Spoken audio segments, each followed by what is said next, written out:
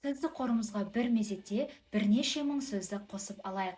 Егер ағылшын тілінде етістіктің алдында re деген приставканы байқасаңыз, ол сол іс-әрекетті қайталап жасау деген мағынаны білдіреді. Мысалы, do жасау, redo қайтадан жасау, write жазу, rewrite қайтадан жазу, read оқу, reread қайтадан оқу, build соғу, rebuild қайтадан соғу, check тексеру, recheck қайтадан тексеру, open ашу, reopen қайтадан ашу, use қолдану, reuse қайтадан қолдану, connect жалғау, reconnect қайтадан жалғау, осылай кете береді. Яғни бұл приставканы қолданған кезде екі аралықта пауза болды деген сөз. Мысалы, start бастау, restart қайтадан бастау. Яғни бізде телефонымызға перезагрузка жасайтын кезде осындай бір знак тұрады. Ол деген сөз restart, яғни телефон өзінің жұмысын тоқтатып, қайтадан жалғастырады деген сөз. Сол сияқты remember немесе repeat деген сияқты етістіктер түбірінен re деген әріптерден басталуы мүмкін.